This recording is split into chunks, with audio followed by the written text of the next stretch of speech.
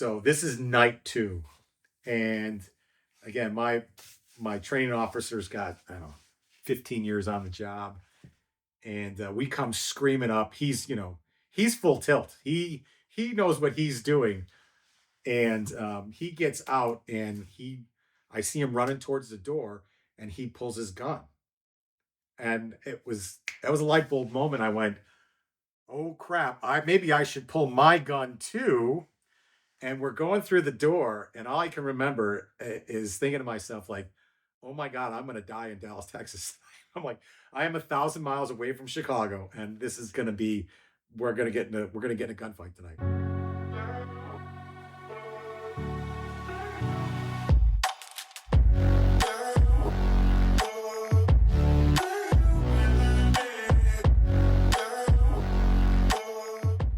Okay, can you introduce yourself for me, please? Yeah, John McCabe, lifelong Chicago resident. John, can you tell me a little bit about generational policing? I am a fourth generation Chicago cop. So my great grandfather Peter would have been in law enforcement in the 20s, 30s, and early 40s. And my grandfather came on the Chicago Police Department in 1941, retired in 1967. My dad was a police officer and homicide detective. His career with Chicago started in 1966 after he got out of the Army as an MP, and he retired in 1997. And I started with Chicago Police Department in 1993 and left in 99 to go into federal law enforcement. And can you tell a story about the badge? I thought that was really interesting between your grandfather's badge and your badge. And Yeah, so when my grandfather came on the job, they used to have the big pie pan stars, and his number was 4946. And he retired. My dad came out in 66. My grandfather left in 67. Or I should preface that at one point they transitioned to the smaller stars somewhere in my grandfather's career, and he had the smaller star with the number 4946. When he retired, my dad had been on the job a year, but he was able to get my grandfather's star, the actual physical piece of steel, which my dad carried up until the early 90s. He was a homicide detective, but the detectives didn't have their own distinctive badge until around 1992 or 1993. I came in at the end of 1993, and they had already transitioned. So I was able to have I got my dad's and my grandfather's star, the actual physical piece of steel with the number 4946 on it, which I had throughout my 5.5 years with Chicago. so, John, one thing I thought was really interesting, and maybe you can kind of talk about this. Part of the thing about the channel is why we serve, right? You had mentioned that it wasn't necessarily initially your goal was law enforcement. You had talked about military. Was that because of your grandfather, your dad, all that? So yeah, so growing up, I was always in a big police family. Now my mom had one sister, my dad had one sister. They were nowhere near us, but the sense of family that I always had was my dad's partners. Mm. And in this neighborhood, again, Chicago being in this neighborhood, Chicago has a residency rule. So you have to live in the city if you work for the city. And in this particular neighborhood, it's almost all predominantly policemen and firemen. Mm. So the neighborhood I grew up in, around all these cops that were my dad's partners and all their kids who I went to school with, those were the people that we went to christening parties with, first communions, weddings, birthday parties, summer parties just for the hell of it. These were the people that I was always around all the time. So, and again, my grandfather being a cop and uncle was a cop, being in law enforcement, that was just a family thing for me. So why was your initial first thought military and not law enforcement? I don't know. There was something that drew me to the military. My dad was in the military. He had always had a great sense of patriotism from being in the Army and MP, and I figured that was that seemed to be a good path. Mm-hmm. And when I went to college, I went to the Citadel. Um, my military career kind of got derailed because of a knee injury in high school. Mm. So I wrestled all 4 years in college. But when I was trying to get into the military in 1989, so between your junior and your senior year is when you would go to like officer school. Mm-hmm. That was in the summer of 1989. And at that point, they were cutting the hell out of the military. This is before the Gulf War starts in December of 1990. So at that point, the fact that I had a high school minor tear in my ACL from wrestling was enough to boot me out. Wow. And when I got back that summer, the colonel pulled me aside and said, "Listen, you got screwed. It does happen." But he goes, "There's a way to get you back in. Like, you're a good guy. You're going to make a great officer." I'm like, "All right, fine. Like, what's the way back in?" He's like, "So when you graduate, you're going to go ahead and enlist in the Army, and then they'll see that you don't belong there, and then they'll send you to OCS, and that's how you become officer." I said, "Wait a minute." I said, "I put up with 4 years of this nonsense to enlist as a 22, 23-year-old private in the Army in the hopes that somebody will realize I don't belong there and send me to 6 months of OCS." I'm like, "I'm out." Karma, God, whatever you want to believe in, there's a different path for me. And then law enforcement just seemed like the next logical step. Were all your friends growing up in Chicago? You had the generational. Gosh, I don't know what I'm trying. With fire department and police, were most of your friends growing up? Did they eventually go into law enforcement or fire? A lot of them did. A lot of them and follow their fathers. Mm. You'll see more cops kids transitioning over the fire than fire kids transitioning to be in the police. Mm-hmm. But yeah, there's quite a few. Again, the neighborhood is some of the guys that I worked with, their dads were cops. My neighbor right across the street, Mm-hmm. his dad was a Chicago police detective, and he was my partner for 5 years on the police department. Wow. Just retired in October after 30 years. Retired as a sergeant. So yeah, it's a lot of repeat. So it's interesting when I kind of listen to the background about your family. I think it is the quintessential law enforcement family. You have a dad that's a cop. What's your mom do? My mom was a public school teacher and a guidance counselor for the Chicago Public Schools. So was your mom, for you, was she big into education then? You would think so.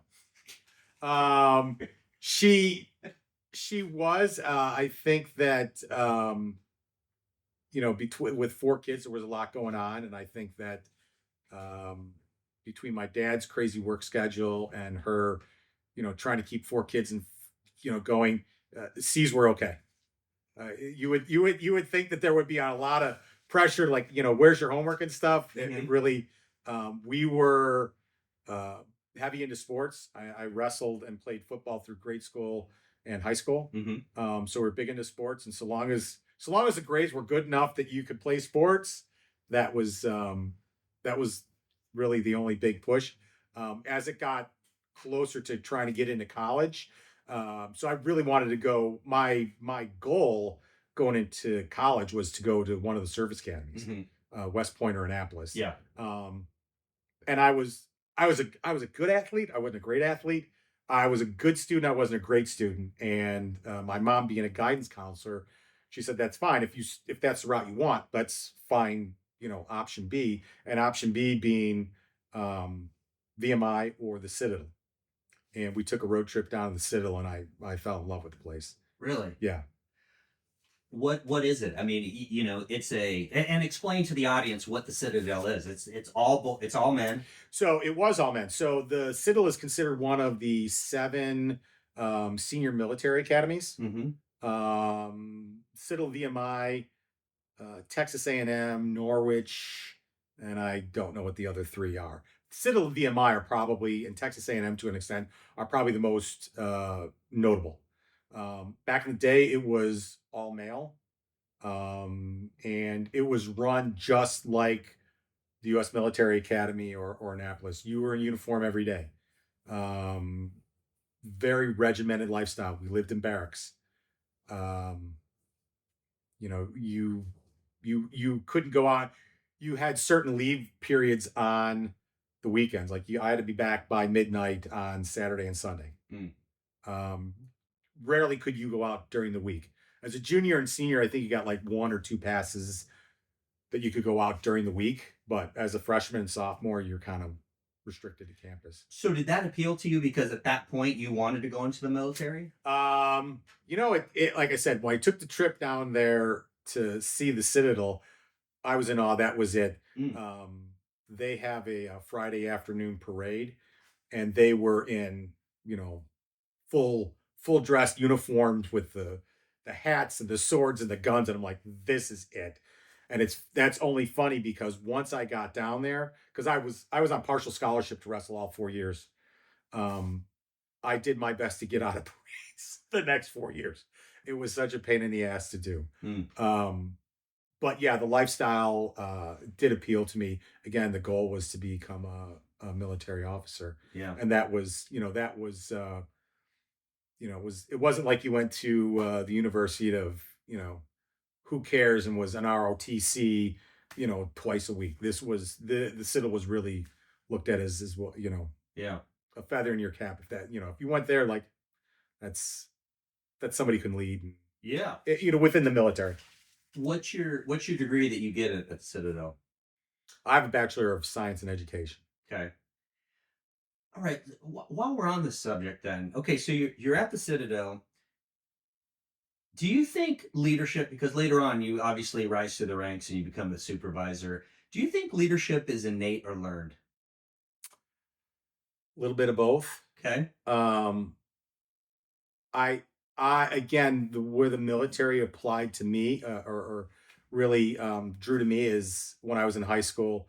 Um, I was kind of a leader. I was a football captain, a wrestling captain, and had been asked to do some stuff with my class. Mm-hmm. That they pulled a few people in, like, listen, you're the knuckleheads that the other knuckleheads will listen to. So we have it was a all boys Catholic school. So they had, like, some weekends, some Catholic weekends and stuff that we did. And they're like, because you're a knucklehead football player and wrestler, and you're kind of a leader, like, people are going to listen to you. They're not going to balk at what you say, so long as their message is good. I'm like, okay. So that kind of thing kind of drew me, and that was just my personality, I guess. How about at Citadel though? Are you taking classes specifically about leadership? Are they kind of telling you, hey, to be a good leader, you have to do X, Y, and Z? A little bit of both. So while you're there, you have to participate in all 4 years. You have to participate in ROTC. Okay. They have all the branches. I knew guys that switched up every year. They did Army, Navy, Marine Corps, and Air Force. They every year they change.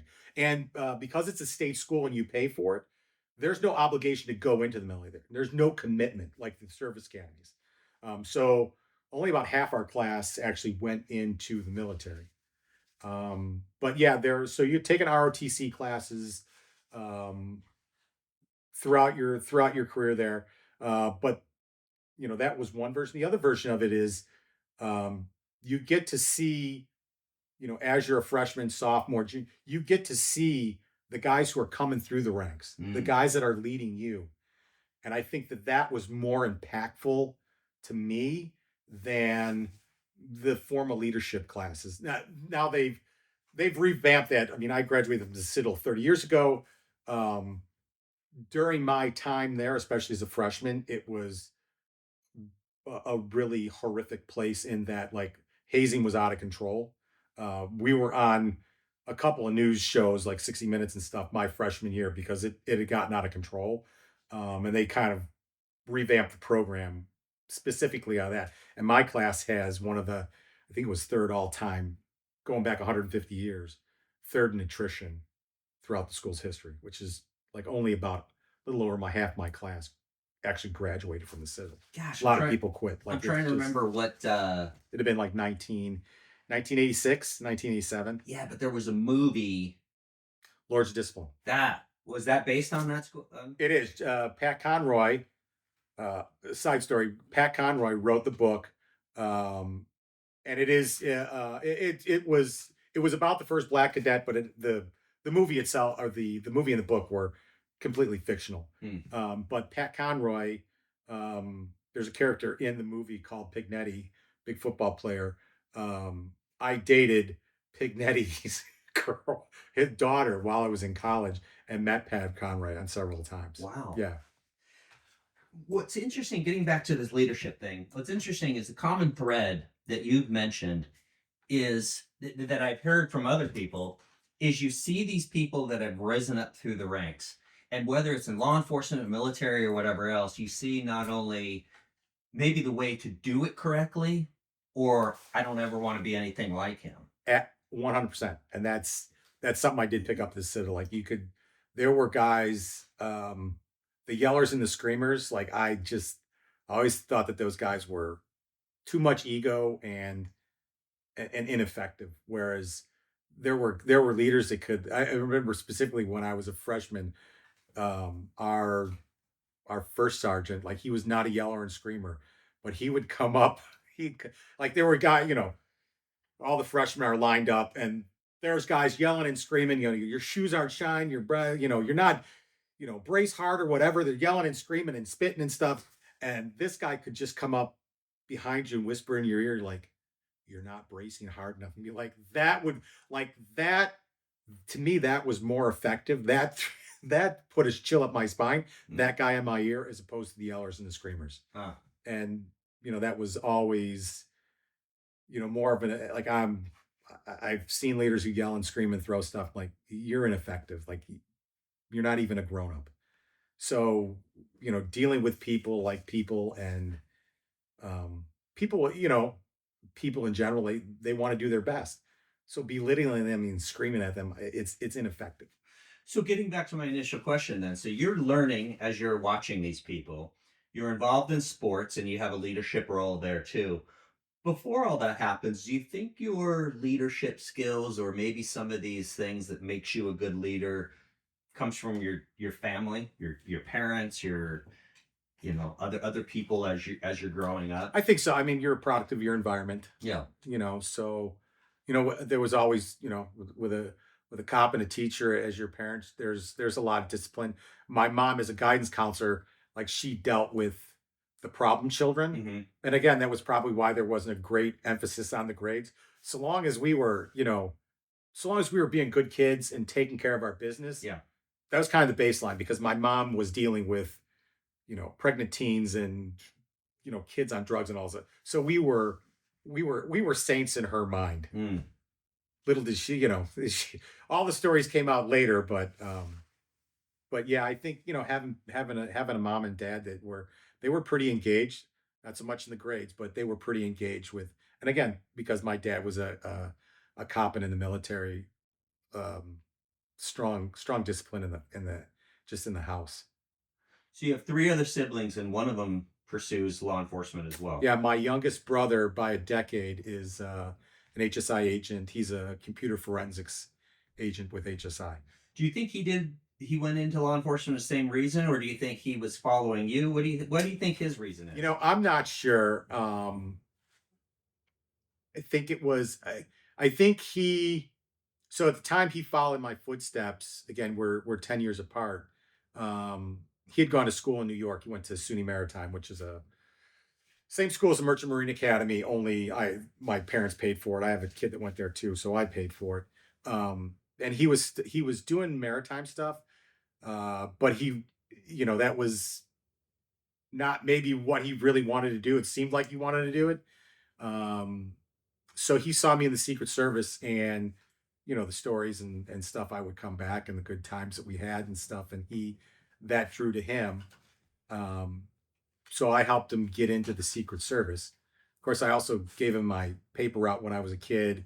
He followed me as I was a city lifeguard. I helped him get that job. So I helped him get in the Secret Service, and he actually, like, I was a senior agent. He was one of the junior agents in my group. Like, I wasn't exactly his supervisor, as there was a formal supervisor, Mm-hmm. but he did actually work for me. Yeah. And so I left. He got in, and we crossed paths for about a year and a half, maybe. And then I went over to HSI, and the Secret Service. It's a great organization, but it's really tough on family, tough on your personal life, and that's why I ended up leaving. Um, but he was there about 5 years too, and he said, "You got to get me out. You got to get me over to HSI."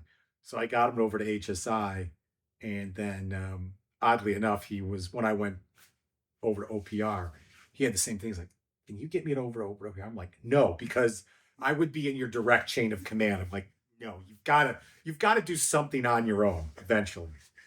But yeah. Okay, well, let's get into your career because it's really interesting.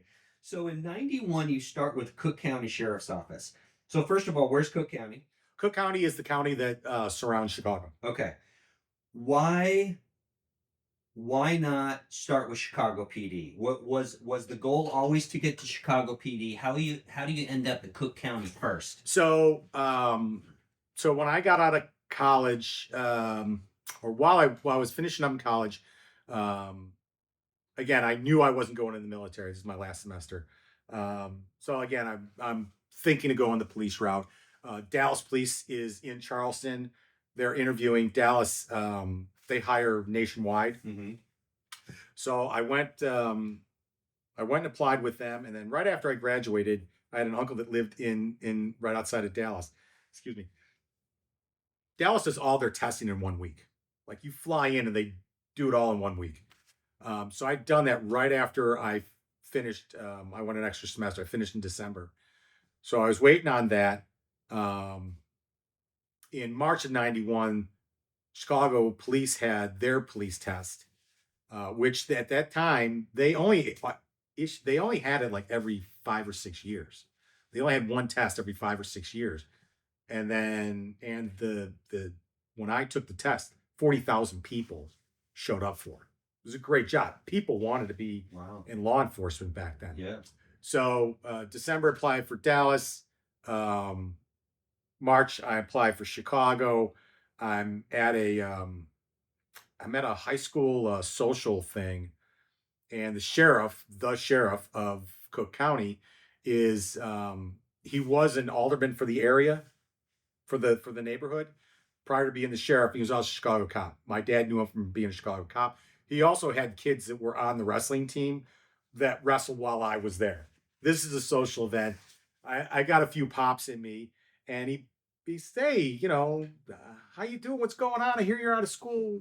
I'm like, again, my degree was in education. I'm substitute teaching. I applied for Dallas. I applied for Chicago. I said, I'm just waiting. He goes, I didn't know that you were interested in law enforcement. I said, well, yeah. He was like, and he gave me a business card, wrote a number on the back. He was like, call this guy in on Monday. This was like late April of '91. Called the guy on Monday. I was in the academy July 1st with Cook County. How old were you? 23 at the time. 23. Tell me how training and law enforcement works on the East Coast. Do you, not only for Cook County but for Chicago, is there one academy?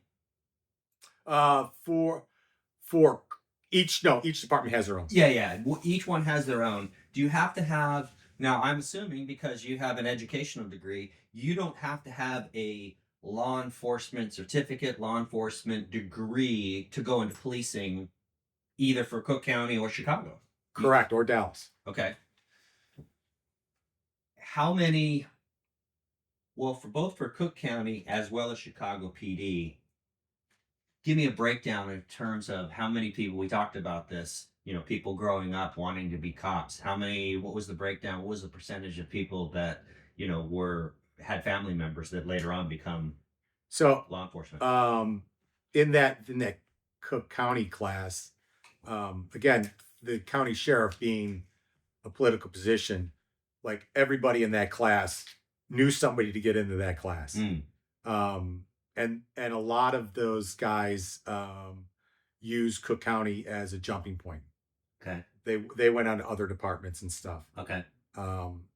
As did I. So So yeah, quite a few people in that class jumped over, um, either the suburbs or the feds or back to Chicago. Mm. Um, Funny thing about that was as I was, so the sheriff's academy, because I was like a courtroom deputy.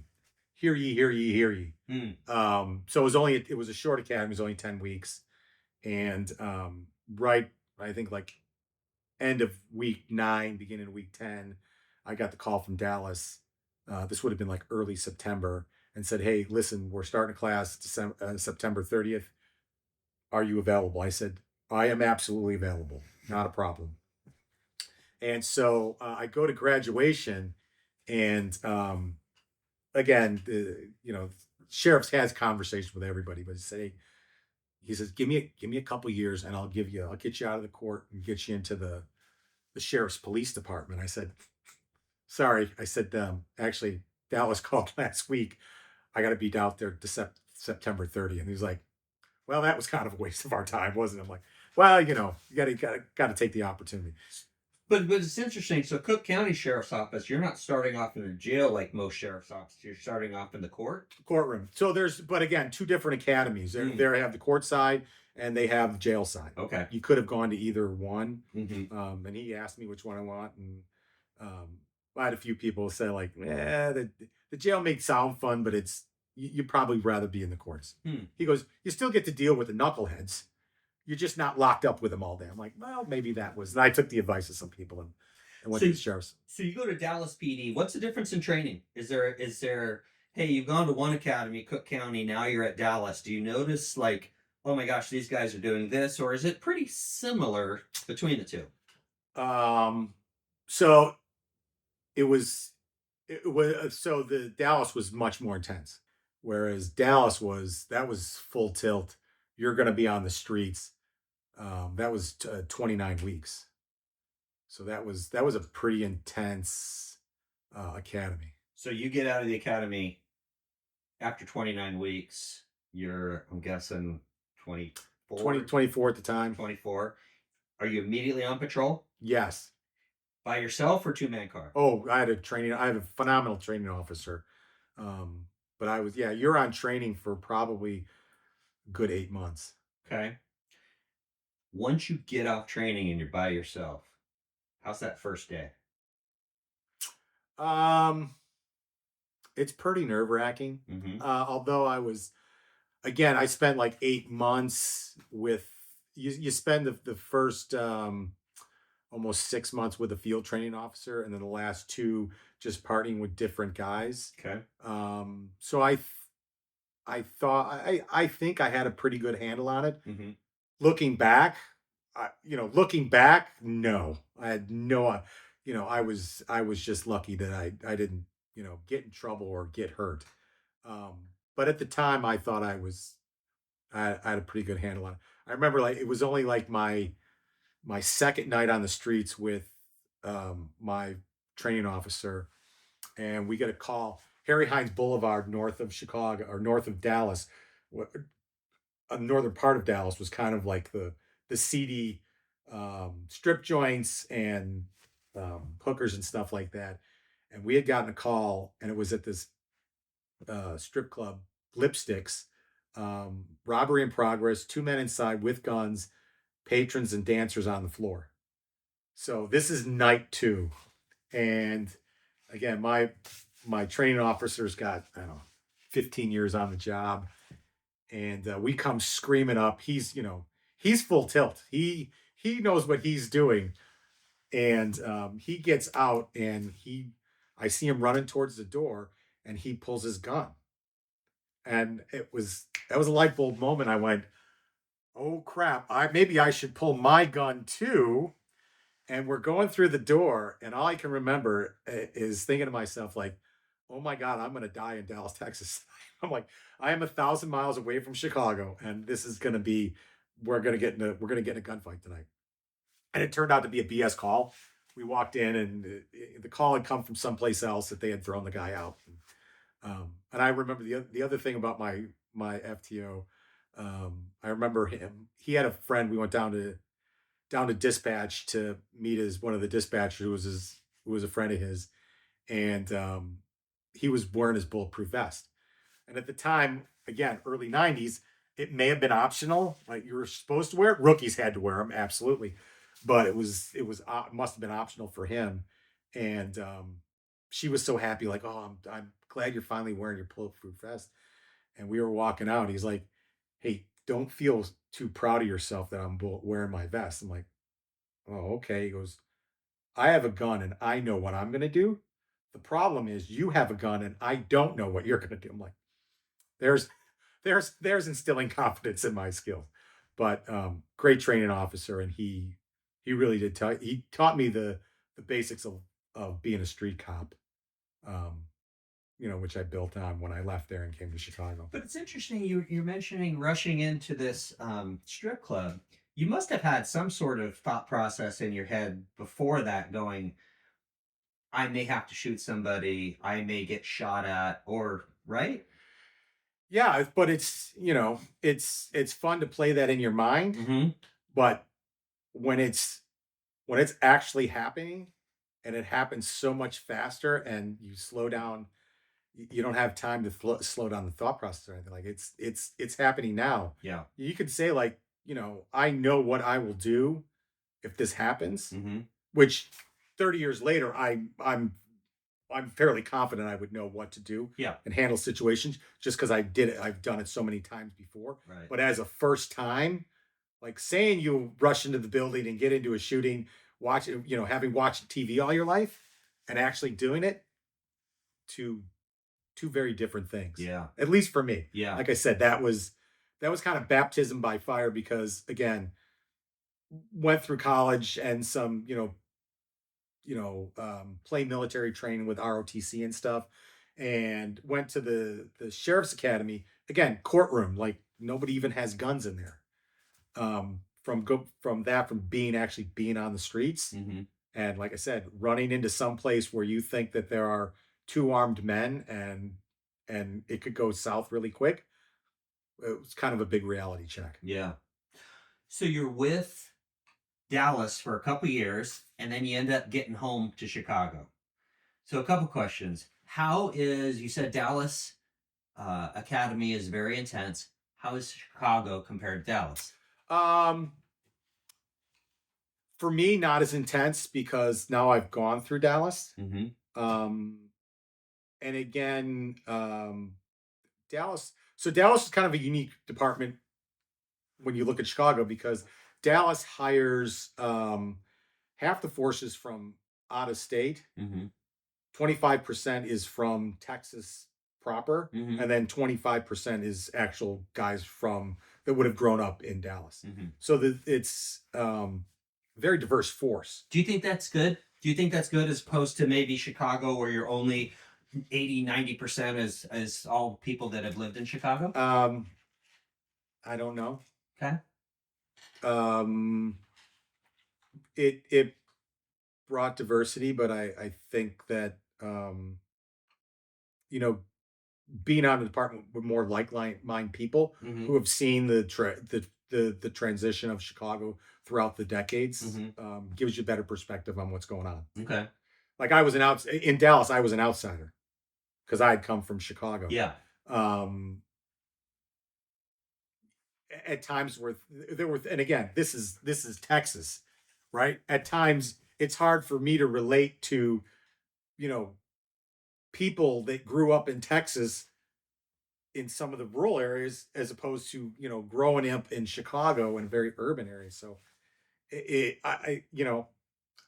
maybe was a better Chicago was a better fit again because it was home. Yeah. And I could relate to what's going on. And again, a lot of the department was people that either grew up in Chicago or multi-generational cop families.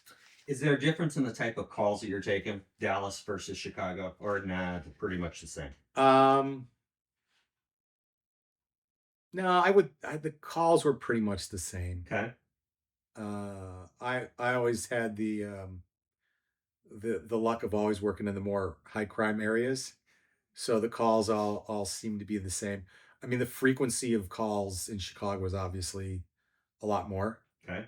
And and the difference from Dallas to Chicago at the time, when I left Dallas, every car had a computer in it. Granted, it was, like a DOS screen. Mm-hmm. We're going back to 1992. Yeah. But every car had a computer in it. That's how you got your calls. That's how you did your reports. Every car had a mobile phone in it with a cord, but it had a mobile. It had a cord to it, and when you made an arrest, you picked up the phone, and the arrests were pre-formatted. Um, so I got a domestic violence. Okay, here are the elements of it. Kind of fill in the blank. Yeah. And then they would give you, a paragraph or two to give you. You could dictate a paragraph or two of the actual incident. Yeah.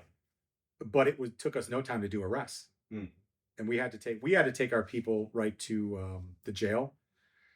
But you pull it by the time you got to the jail, report was done. I mean, you had phoned it in. It took your guy up to, or your person up to the jailers. They searched it. You hand them off. They search them. Go back, grab your cup of coffee. The report was already waiting for you. The typed version of it. You'd look it over. Another set bank of phones. You call the desk sergeant. He'd read it like you're done. Half a cup of coffee. You were back out in the streets. That was Dallas. Yeah. Chicago was handwriting reports. No computers in the cars. No computers anywhere. So it was, again, it was just a different department. I will say that the type, and maybe it was because I was so young in Dallas, but the type of policing in Chicago we were far more aggressive, just in everything we did. And again, that was 90s policing. Is that because of the people you came across, or is that it was just the mentality of the difference between Chicago and Dallas policing? It was I think it was the mentality of the cops and the mentality of the bad guys. Okay. Like it was just yeah, it was more the cops. Like, and again, the district that I went to was like all young, almost I mean, probably the majority of cops there were cops' kids. Okay. Like we knew what our dads did, and maybe to a certain we were trying to replicate that. Yeah. But yeah, I mean, it was more aggressive policing. I mean, we were in Dallas, we kind of trolled and you answered your calls. In Chicago, if we weren't on a call, we were looking for bad guys to hook up. That was mentality, at the time. Yeah. It's, shifted greatly over the decades, but again, we're talking, 90s policing. So you're with Chicago for a while, and you end up with their special operations section. What are you doing there? So there's a citywide a unit that I had applied for when I was working midnights, and then got on the district gang team, which was plainclothes, and again, gang team didn't answer calls, so all we did all night was troll for bad guys, and that was great. I had a great partner. Again, the guy across the street that was my partner for a majority of 5 years. And a great team. Again, a little bit of leadership stuff. Our sergeant and our lieutenant, they were always taking care of us. Hey guys, early night, like let's run out and make a couple arrests and get out of here early. Like they were always taking care of us. As long as the work was getting done, they were very good to us. But so I'd applied to go to special operations while I was working midnights before I got on the gang team. And I was on the gang team just about a year when all of a sudden my name just showed up on an order. I was going to special operations. Like nobody asked me. I'd applied for it like a year and a half before. Apparently they were beefing up the unit and I just went, and my sergeant calls me, lieutenant, like, you put in for this? You didn't tell us about it? I'm like, I put in for it when I was working midnights a year and a half ago. And at this point, I was pretty sure I had the Secret Service job locked down. I was just waiting for them to finish up my background and stuff. Okay. So I didn't necessarily want to leave the gang team. Yeah. But my name was on the order, so I had to go. But special honest operations was it was great. You know, again, met was on a team that was really good. Uh, had a great sergeant, great lieutenant that again looked after us. We were citywide, so again, we didn't answer calls, but we went any hotspots in the city. So we went, you know, if there were different districts that were flaring up, you know, because of one thing or another, if there were, you know, a lot of gang shootings or something, then we'd flood that area. Were you specifically dealing with guns? Was that your primary charge? Guns and dope. Guns and dope. Yeah. How, at that time in Chicago, is it really bad? Has it gotten worse? Was it better back then? Can you make that call?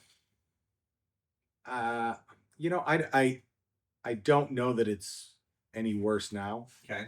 Um, there was there was certainly plenty of it to have.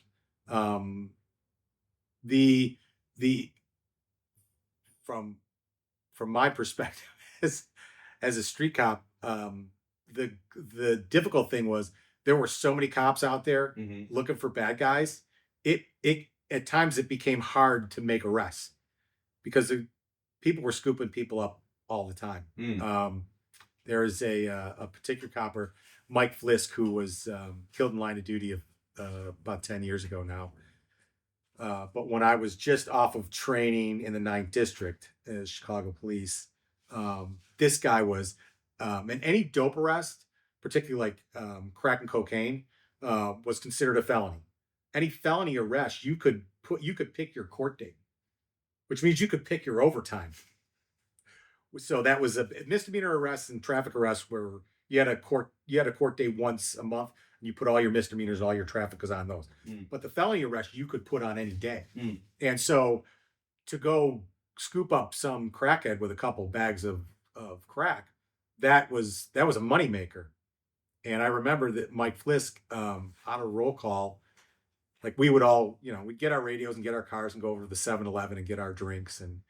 But by the time we actually, you know, got on the streets, he'd already been to the south side of the district and made an arrest for dope. I'm like, God, how does this guy do it? What is the secret sauce? So I had an opportunity again. I was kind of floating at the time because I was just off of training a couple times to ride with this guy. And Mike, I go, how do you do it? Like, what's the secret? How do you do it? And then, so he pulls up on a corner and he says, who's got the dope? Like, this is like August in Chicago at 4 o'clock in the afternoon. Streets are flooded with people. He's like, who's got the dope? I'm like, I don't know. It was, you know, pick a bad guy. And he's like, and we run up and we grab this guy. And sure enough, he's got the dope. I'm like, how did you know? He goes, did you notice that guy while we were sitting there? I'm like, kind of. I go, well, what was he doing? I'm like, I don't know. He goes, he was walking really fast, wasn't he? I go, well, yeah, now that you say it, yeah, he was walking fast because the dope headers, they get their dope. They got to do it right now. They're looking for an alley or someplace to go smoke up right now. He goes, that's how you tell. Mm. And it was a lot of that was like my first lesson as a street cop in watching human behavior. Like that, and that's what those guys like. Some of those guys were far. I was a good cop, but those guys were phenomenal at just reading people. Yeah.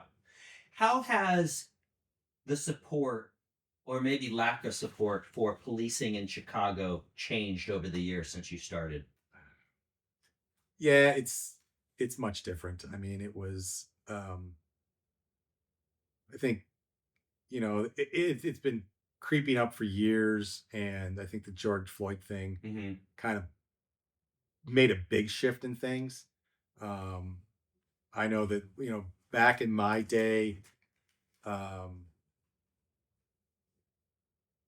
there was, first of all, there were no body cams, good and bad. Mm-hmm. To some days I wish we would have had them. Other days I'm glad we didn't. But for the most part, it doesn't. I mean, again, when I go back to when I took the police test, there was 40,000 people that wanted to take it. They only gave the test every 5-6 years. Now they give it quarterly. They're dying for people. nobody wants to be the police. Mm-hmm. So I think there was, there was certainly more respect for the police back then. Yeah, that's what I was going to ask you. Has there been a change in attitude with people and how they see the police? And Yeah, I think so. I mean, back in the day, like I said, the police were respected. You just don't see that, especially you get in your high crime areas. Like they they know what they can get away with, and they will, and they you know why do you think that is? Do you think it's social media? Do you think it's a change in morals and values? I think media has a big plays a big part in it. Um, they'll run with the story that's going to get the most press, Mm-hmm. and when the police screw up, that's what gets them press, right? Right. That's going to be the top story. Yeah. You can get it right 99 times, but the one that you don't, that's the one they're going to focus on. Yeah. So like I said, you'll see you see the mistakes. They exemplify the mistakes and not the good work that goes on. Yeah. You end up, when you're with Chicago, you end up applying to Secret Service. I would have assumed, based on your dad, your grandfather, you would have stayed with Chicago forever. Why did you end up applying for Secret Service? So a couple things. So when I first got again, before I get the before I got the Cook County job, I applied with the Marshal Service, um, and they said, thanks for coming, kid. Why don't you get some experience and call us back? So okay, so I had I got to a point with CPD. I had taken the first sergeant's test and did. My wife's got two brother-in-laws that are also Chicago cops at the time. Mm-hmm. I scored in the middle of the two of them. And then there was a second part of the test, and I don't know, a bad day or whatever. I didn't do as well. And I was like 700 out. If you weren't in the top 500, you had no chance. Mm. So I was like, yeah, 650s, around 700. And I was like, I started to look around and I saw that, I saw what the police department did to my dad. He never made sergeant. Couple affirmative action things and stuff prevented him from doing from getting and he was a homicide investigator for 30 of his 33 years, and I saw what the job did to him long term. And I would go to roll calls at midnight and see these guys in their you know 50s and mid 50s still working midnights. I'm like, God, is that really where I want to be? And so I applied to like 7 different agencies: Mm. um, DEA, Secret Service, FBI, ATF, Customs at the time, and Secret Service was the first to call. Okay. And so it was a difficult decision at the time. So one of the things the Secret Service does before you get hired is they do a home visit, and it's a supervisor and agent, and they come over and have a conversation with your family. And I had 2 young sons at the time, my wife, and they come and tell you all the horrible stuff about the Secret Service. Like, he's going to be traveling all the time. There's this, there's that, there's all these family demands, and really soured the pot. And I remember after having that visit, my wife was like, "I I don't know that I want you to do this. I don't know that this is going to be a good idea." And I said, "Well," I said, "there's 2 things. One, I can take a leave of absence from the Chicago Police Department and go back anytime. You just got to renew it every year." Mm-hmm. And I did for like 7 years. I said, "But here's the real thing." I go, I can't I can't sit in a squad car for the next 20, 25 years thinking I had a chance to get out and didn't take it. I said, "So let's just see how it goes." Yeah. And so I did, and that's how I started in the Secret Service.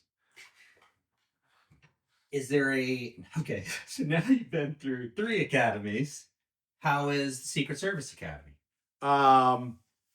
Really good. So there's So unlike DEA, FBI, Mhm. I think Postal Yeah. also has their own own academy. HSI and everybody else goes through Federal Law Enforcement Training Center in Georgia. It's actually two parts, or it's one part's in Georgia. So that's your basic criminal investigator school. Mhm. That was 10 weeks. Um, that was pretty good, but it was really kind of basic law enforcement stuff. Um, I remember, um, and again, I'd been a street cop for like 8 years. So I remember I mean, it's basic stuff for me. And I was in, I, because I knew I was going to the Secret Service, I was in phenomenal shape, probably as good as when I was wrestling in college. Mm. So I was in phenomenal shape. I mean, I wanted, I knew what I was getting into. It amazed me that when we showed up on day one, that there were people that could not pass the physical test. Stunning. Right? I mean, it takes a year and a half to get hired by the Secret Right. Service. You knew it was coming, Yep. and guys can do like 2 pull-ups. I'm like, Ridiculous. I always thought the same thing. I don't get it. But I was in phenomenal shape again. So the Georgia one was really kind of basic. I do remember. So you work this fake case as you're going through the training, and it culminates with this takedown where we're gonna do a deal with a kilo of sugar, and the leader for our group, um, he was not a cop before, no law enforcement experience. He's trying to, wrangle 24 cats into this operation. He has no idea what he's doing. And so he left me and another guy like off the ops plan. And I went to him like, hey, listen, I said, I know where this is going down. I kind of got a spot to keep an eye on things. Are you okay if I just do that? He's like, whatever, just get out of my way. All right, fine.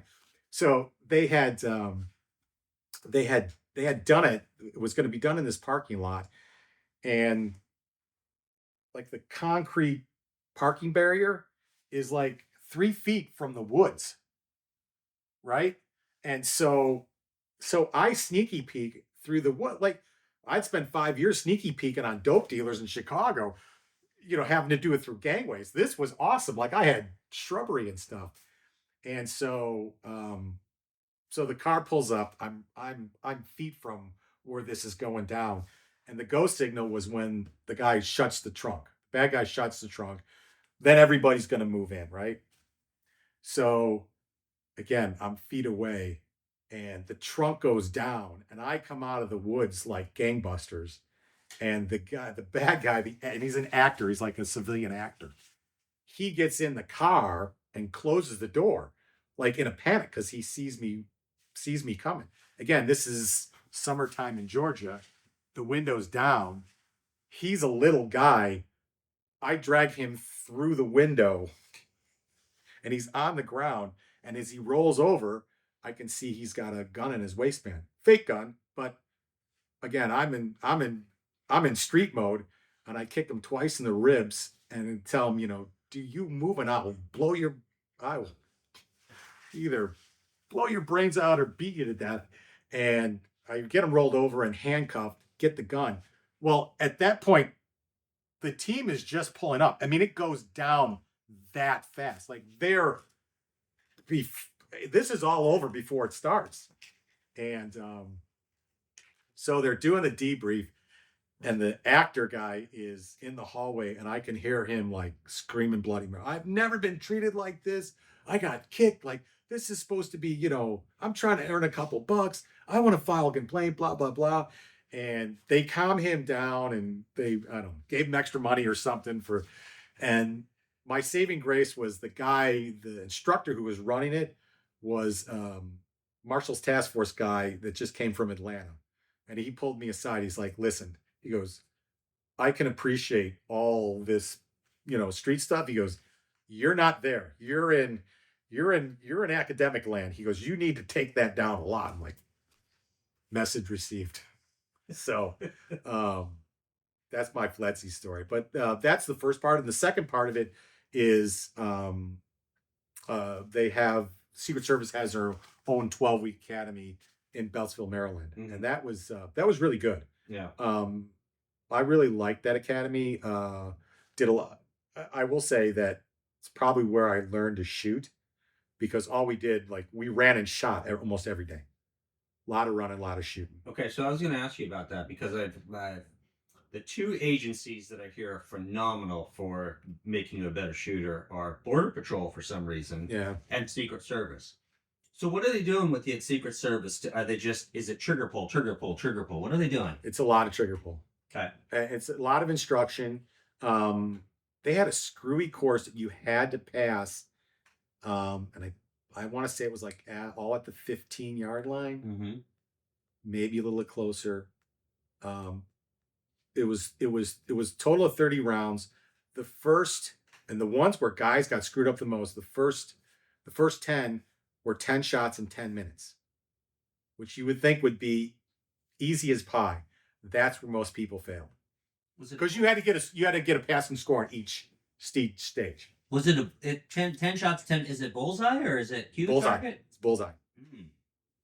And you had to score, and that's what screwed most people up. Huh. And then I think there was 5 shots and 5 shots, and then there was 5 shots with a reload and 5 shots. But those were like, one was at like a minute, and maybe one was at like 45 seconds. Huh. But that one with 10 shots in 10 minutes, that's the one where the people had the most trouble with. So when you get out of the academy, where are you stationed, Secret Service? Chicago. Okay, so what are your duties day to day? I was assigned the Counterfeit Squad, which I loved working counterfeit money. That's, again, Secret Service is kind of founded on counterfeit currency well before they get into protection. Yeah. That was one of their things that they start with right after the Civil War is combating counterfeit. And the history of money and how they we actually took a trip to the Crane company that prints the paper, that makes the paper for the money, and how they make that. And then we went to the Bureau of Printing and Engraving and how they make all the templates and they print the money and stuff. It was really interesting stuff. Yeah. And I spent the first probably almost 2 years, almost 3 years, just doing counterfeit cases. Do you have an opinion? There's a big push right now. Bongino's talking about it. Do you have an opinion about Secret Service doing away with their investigative skills and only going to protective detail? I think it's a double-edged sword. I think if they just concentrated on protection, it's not a bad thing. But I think being an investigator made me a better protection agent. Cases are much. I think the casework was a lot more difficult, a lot more fun and challenging than protection. And again, I did not do like major protection for presidents and stuff. I did mostly local stuff. When we're talking about advanced work, Yeah. not just posting. Yeah. So I did help out with a Bush visit. I was the field office liaison for it. But I mean, the basics of protection are what's above you, what's below you, what's around you. And applying that to the unknowns. And that's, I mean, I don't want to, there's a lot more that goes into it, but that's kind of the basics. Whereas being a criminal investigator, I mean, I think there's just so much more to it. I love doing the investigative work. The protection stuff was fun too, but I enjoyed the investigative stuff more. And again, I think it makes you a better protection agent. Okay. Any chance that they don't know who the cocaine in the White House belonged to? I find it hard to believe in law enforcement 2020 whatever that they couldn't have figured it out if they really wanted to. I don't know. I wasn't there.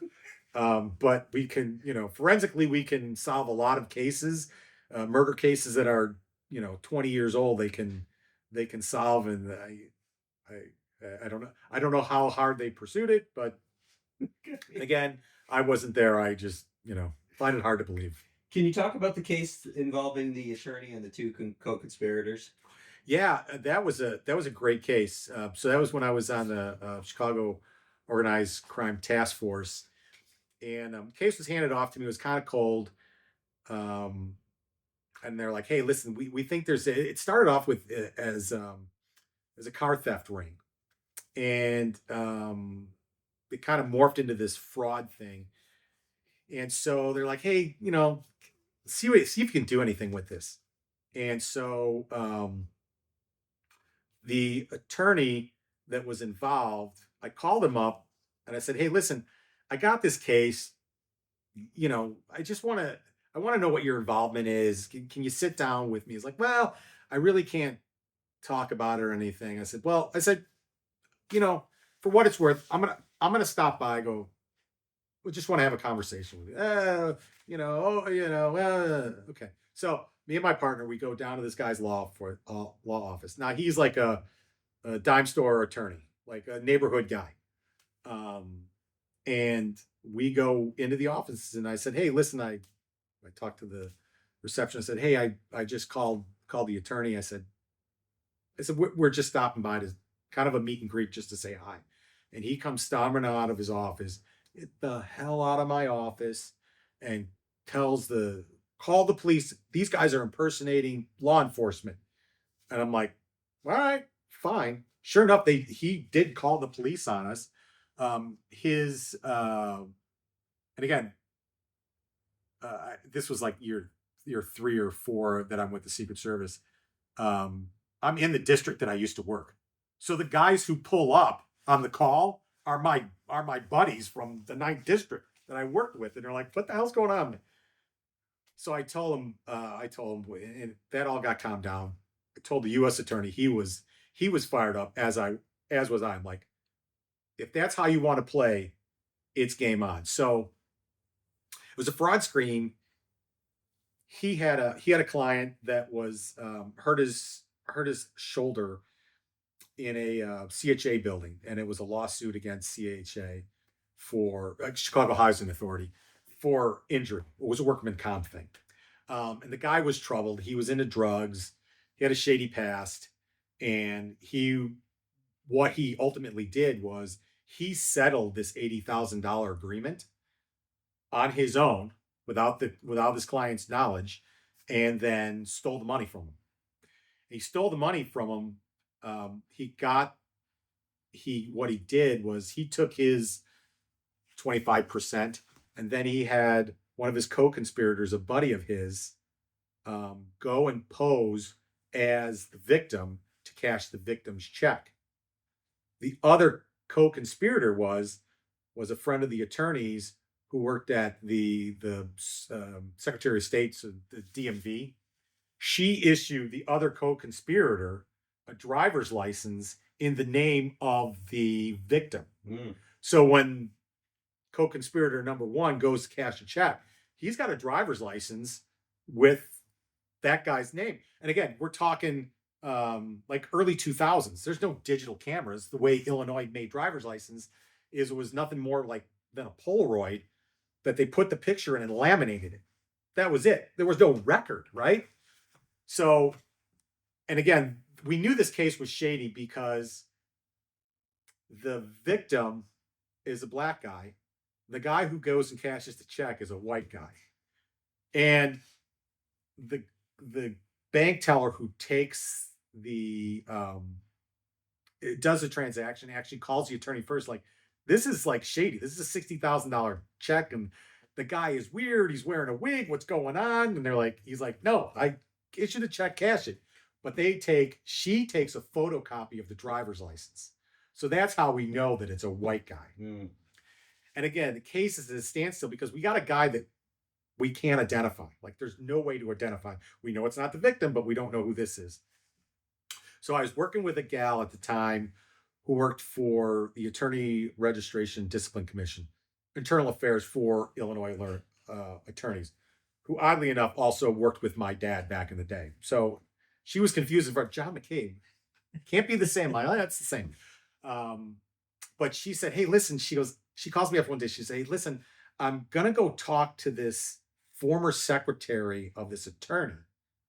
She goes, do you, because this case also, because of the fraud, had also landed on their desk. So they were looking at the attorney too. She's like, you think it'd be okay for me to show this gal the photocopy of the license? I go, absolutely.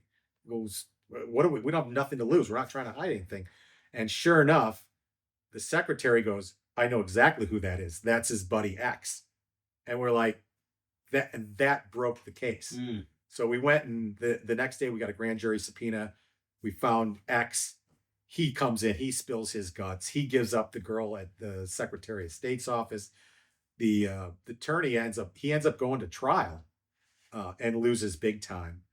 And the judge, he's found guilty, and it's on appeal because again, he's going down swinging.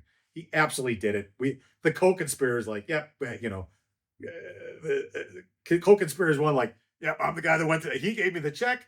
I went and cashed it. I came back. He gave me $20, and the whole thing's. But he goes down swinging. While it's on appeal, the judge won't put him in custody. So it finally it finally comes up for sentencing. He's gone. He's in Mexico for like 5 years before Of course. he ends up coming back. But that was a great case. I mean, talk about, you know, never piss off your secretary. She gave that guy up in a nanosecond. As soon as she saw the photocopy, she's like, I know exactly who that is. I always love the cases with the dirty attorneys. Yeah, that was. So John, you're with Secret Service, and you're there for, I don't know, 4 or 5 years, but then you end up going to HSI. So now you've gone to another agency. Why do you go? So Secret Service is great. I loved it. Great job, great mission, great people, great leaders. But I had 2 kids walking into the Secret Service, and I had 2 more while I was there. And with the travel and stuff, and I just about this all the time. This wasn't the exact conversation, but I always joke that my wife told me, she goes, you need to find a different job or a different wife. Because I mean, at one point she had an infant, a 1-year-old, a 5-year-old, and a 7-year-old, and I'm gone for, you know, weeks and days and weeks at a time doing protection stuff and working cases. So and one of my dad's partners early on told me customs was the place to be.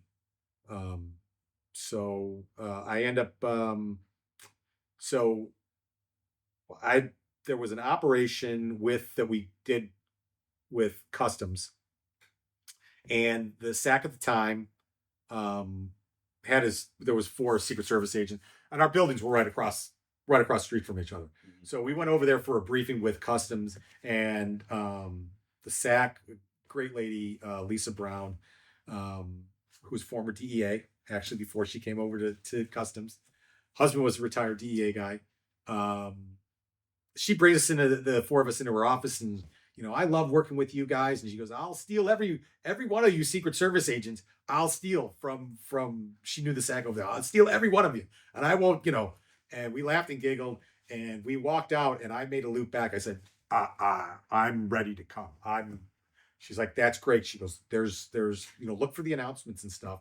And so it was funny because there was a few of us that were trying to get out. Because everybody you know, the leave between 5 and 7 years is when most people leave. That's about, you know, if you're trying to raise a family and stuff, that's about all you can take. Yeah. Hats off to the guys who make a career of it, like Rich Budkowski. And I remember there was 3 of us that applied under this announcement, and we all get the packet that, you know, you got to fill out the 16-page questionnaire, the SF-86, and they want your fingerprints and stuff. And we all get the packet at the same time. And let's say the letter is dated August 1st, and it said all this stuff has to be back in our office within 30 days of the date of this letter. And we get it on like the 27th or something. And my 2 buddies like, this is bullshit. I'm like, yeah, you're right. But I was like, nope. And so I stayed that night till like 1 o'clock in the morning filling out the SF-86 and fingerprinted myself and FedEx the packet to DC the next day. I'm like, those guys ended up working for the Secret Service their whole careers. I'm like, well, that's great, but I want out, and if you guys aren't willing to do it, I will. Yeah. And so I got the call for it's still Customs at the time. It just had transitioned over 9/11, which was I was supposed to be on a plane going to New York on September 12th. Wow. For the UN. I could have very well been on one on the 11th, but I said, when do I have to be in New York? They're like, you have to be here by the 12th. You're like, you can come anytime that week. I'm like, what day do I absolutely have to be there? The 12th. So I may have well been on a plane on the 11th, but I get the call from Customs, and they said, hey, congratulations, you're ready to be hired. The announcement that you applied under is for a GS7. So we're going to send you a letter so you can downgrade to a 7. I was a 13 at Secret Service, making boatloads of overtime. Yeah. Maxing out on some of your checks because it's like with all the overtime. Yeah. And we want to give you a choice at duty station, San Francisco, LA, or Guam. I said, okay. And it was like on a Friday afternoon. I go, can I have the weekend to think about this? They're like, yeah, sure. Just let us know on Monday. I said, that's fine. So I called. One of my Secret Service buddies was detailed over to, or he might have, you know what? He was detailed and then he got on before I did. So he might have been an agent with Customs at the time. And I said, hey, listen, I need to talk to the SAC. I need to talk to her right now. And he said, I'll give you to one of the ASACs. He gives me the number of the ASAC. ASAC's like, that's above my pay grade. Like, the SAC's the one that's got to make that call. I'm like, okay, well, give me her number. He's like, well, she's on leave with family in Atlanta. I'm like, I don't care. Like, give me her number. He's like, all right. He goes like, I'll give you your number. You didn't get it from me. Fine. So I called her up and I can hear her. She's poolside because I can hear kids splashing in the background. And I lay it all out. I said, listen, I really want to come work for you. I said, but I can't do it as a 7 and I can't do it in Guam. And she said, John, she says, I'm not going to promise you anything, but she goes, I'm pretty sure I can straighten this out. I'm going to make the phone call. So I get a call Tuesday, didn't call him back on Monday. I get a call following Tuesday. Well, we straightened out we didn't know you were slated for Chicago. So, but we'll need you to sign off on that GS7 letter. I call her back and I said, we got most of the problem solved. She said, let me call that guy back again. And then I didn't hear anything for like 2 weeks. And I was like, this thing is dead in the water. It's dead in the water. And my wife calls me. She's like, you got a package, an envelope here from Customs and Border Protection. I'm like, well, that's odd. Open it up. What does it say? And so my starting date was in 2 weeks as a 12/7, which was like a $1,000 difference from a GS13. Wow. So I went in the next day, gave my 2 weeks notice, and I guess kind of as retribution, they sent me on a week-long trip down to Florida, and then packed up my office and started. Like the following week, I had to be back down in FLETC because that's where their add-on. So I didn't have to go through the basic one like I did with the Secret Service. Yeah, just their add-on. So you end up at a undercover bulk cash group.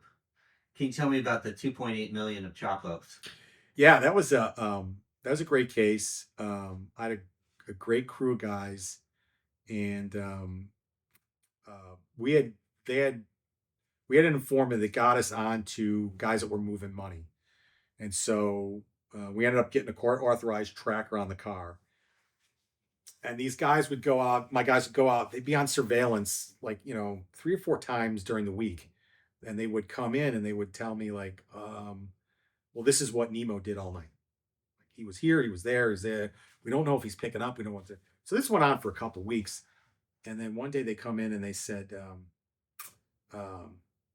so last night Miguel was doing this, this, and the other thing. I'm like, whoa, whoa. I go, who's Miguel? They're like, oh, sorry, that's Nemo. I said, what? They said, well, we had him traffic stop. We didn't know who he was before we put the tracker on there. We had the plates and stuff, but we didn't know who was driving the car. Who's driving the car is Miguel. It's registered to whatever, but we knew that wasn't him because I knew the pictures didn't match from the. Now we have digital pictures, so we know that the picture that's supposed to be associated with the car is not the guy driving the car. So they knew that much, but they had traffic stopped the guy and identified him. His name was Miguel. I'm like, well, who the hell is Nemo then? They said, well, he's got like his one arm is like kind of deformed, so like the fish, like Nemo, like that's why we started calling Nemo. I'm like, you sick bastards. I go, first of all, he's Nemo now. Don't go changing names on me. He's Nemo. Stick with Nemo. So they're again, this goes on for about a month. And they start seeing him going into a house and they deconflict the house. Now, personal opinion from working with DEA for so many years, I think they just go through the phone book and they deconflict every house on every block everywhere. I've never gone to a house where they haven't from like 10 years ago. I'm like, okay. So sure enough, DEA had a hit on the house. We had a really good working relationship with one of the groups. Called those guys, say, hey, listen, this guy's going into a house that you guys got a hit on. From 3 years ago, I'm sure it's been a flop house 8 different times, but nonetheless, you guys tagged the house. So come out and play with us. So they've got on the tracker, they've got a geofence. So if it breaks a certain area, they'll know. So it geofenced one night at like 5 o'clock in the morning. Guys run out there. They end up catching up to him, trying to get just out of the city because he was from up north. I don't know, like 8 o'clock in the morning. Pulled the car down. It's loaded. It's loaded with money. And so they call me up like, we hit it. We got it. I said, well, where are you? They're at a courthouse just south of here. I said, that's fine. I'll meet you there. And I meet up with my guys. Of course, DEA guys are there too. DEA guy, great guy. Won't mention his name. Great guy. Known him since I grew up. He grew up around the block from me. Played all sorts of sports with him as a kid. His dad was a cop. So I've known him forever. And he comes up to me. He's like, typical DEA stuff's like, hey, bro. He goes like, this is super easy. He goes, we just take the car. We just take the car and everything. So it's like, just bring it down to the marshals. And like, they process the whole thing. Like, it's easy peasy. Like, this is no heavy lift. Like, marshal service. Go, what are you talking about? He goes, well, the car left our house. He goes, that's our money. I go, the car has got our tracker on it. It's our money. And he's just like, it's like, bro, you're just going to have to talk to my supervisor. I'm like, well, that's great. Where is he? He goes, well, he's on his way. I'm like, okay, that's fine. And I turned to my guys. I'm like, who's got the keys to the car? The one guy that was the task force guy who used to play, he was a semi-pro linebacker, big guy. I'm like, he's like, I do. I'm like, get in that car and do not stop until you hit the customs house. Don't stop until you hit the customs house. I will meet you down there. And sure enough, we got all the money out and stuff. Where was the money? $2.8 million. It was $2.8 million. Where was it? It was hidden in a trap compartment in the car. Because that's a lot of cash. It is a lot of cash. It's a lot of cash. Wow. It's $1 million in hundreds. So, but what happens is DEA ends up getting a search warrant on the house based on our seizure that the car came out of there. Yeah. They hit the house for another 1.4. Wow. Some guns, some bad guys. Wow. And then we, by that time we knew it was El Chapo's money. Mm-hmm. So everybody's happy now. Well, kind of. The DEA guys are less happy when they find out we've got twice as much as them. And then they want to like, hey, how about if we combine it all and that's how we'll do the DAGs with them? Like, whatever. But what it does is that $4.2 million is the responsibility of a set of twins that grew up in Chicago in the Little Village area, Hispanic area. and they were responsible for that money down in Mexico. And they knew losing that much money for El Chapo was not good. They went to the local embassy, turned themselves into the embassy, and were flown up to Chicago by the Marshal Service. And those guys started singing like birds. Wow. And they killed his dad down in Mexico. And The twins' dads. the twins' dad, they murdered the dad down in Mexico.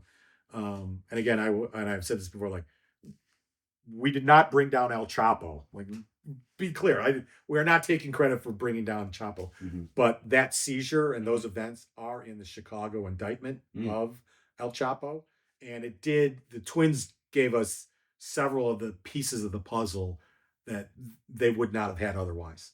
It helped them identify some of the spots that he was hiding at. Yeah. I don't know that it was one that they actually captured him at, Mm-hmm. but he had many hideouts, and they knew where a few of them were. So again, I will not take credit for bringing down El Chapo, but it was a great hit, and it was a significant part of the case. Yeah. So, John, you end up going to OPR, which is the Office of Professional Responsibility. And for those that are listening, OPR is essentially internal affairs for a government agency. Why do you go there? I go there because it's a promotion. Okay. That was Okay. I had so the assistant special agent in charge that I was working for as a group supervisor.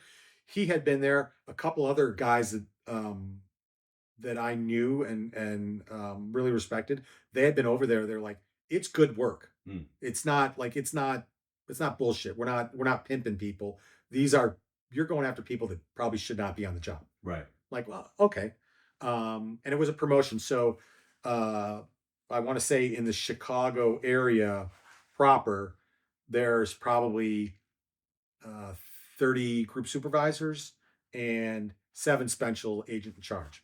Do the math, right? Yeah. So this opportunity to going over to OPR was a surefire way to get my ASAC, my 15. So what kind of cases are you working on? All sorts of cases. Public corruption. We did cases of impersonation. We actually locked up a mother-son duo that were extorting money from immigrants.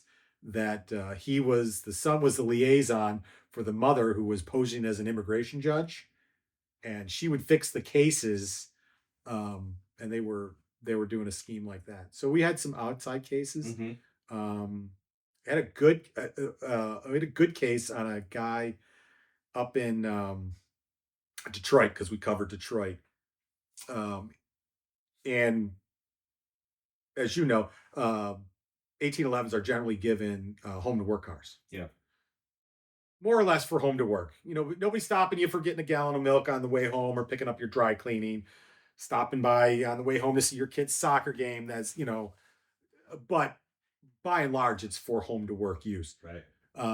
This guy was using the car as his personal car. To the point as when the current case first started, again, he was assigned to HSI Detroit. They've got him going through the Ohio Turnpike toll plaza on a Saturday with his son and a son's friend going down to a football camp in Ohio. So that's how the case kind of begins. We got a tracker on the guy's car, and he's using it for everything but work. And the guy that ends up getting the case in my office, great guy. He's an actual Navy SEAL captain. He's a Navy SEAL captain. I give it to the right guy. And he partners up with a kid that was newer, but also very intense. And so they went up there and did physical surveillance on him. He was running a DJ business. They got pictures of him like pulling speakers out of the back of the car on a Friday night. And then this guy, being a SEAL, like, he goes and like army crawls, and he's got pictures of the DJ party in the backyard. He's taking the car. He's going roller skating every day. That's his physical fitness, right? He's in the midst of divorcing the wife, and he's got a girlfriend that's pregnant. He's at the hospital for 3 days with the car. when the baby's born. And Andy's also a preacher at a church, and he's putting his 2 younger kids from the first marriage in the car and taking them to church on Sunday. So it like total abuse of the car. This is not a gallon of milk. This is not. Right. This is total abuse. And so I called. So we work with our office of principal legal advisor has an employment law and section attorney that is signed to Chicago. Really great guy. And I talked to him, and I'm like, hey, listen, this is what I want to do. I said, we know he goes to church every Sunday. I said, I want to take the car from the parking lot. I said, and I've got OIG guys up there they'll park it and we'll squash it. We'll make sure it doesn't get into, like, he'll call and make a report. He's going to call and make a report. We'll make sure it gets squashed so nobody's looking for the car. And he's like, you can't do that. That's entrapment. I'm like, come on. I go, it's an integrity test. He's like, no, you can't do it. I'm like, He's like, he said, all right, I'm not telling you can't do it. I'm just telling you, like, it's never going to fly. So I'm like, all right, fine. But as fate would have it, bad guys and even bad good guys are always going to hang themselves. We've got a tracker on the car. On a Saturday, we can tell the car gets bumped because the tracker activates when it's motion, right? Mhm.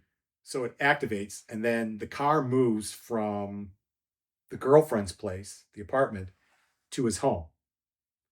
Calls, makes a police report that the car got hit while it was on the street in front of his house. Files a false police report. So that's what does him in.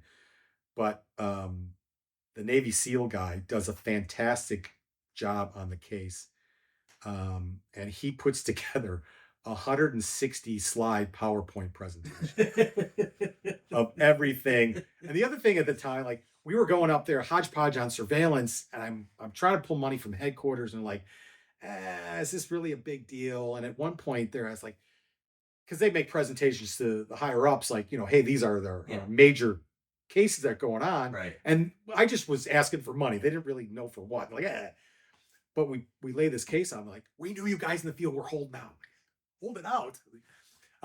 So he goes up there, and I said, listen, when we go up there to interview him, I go, this is what I want you to do.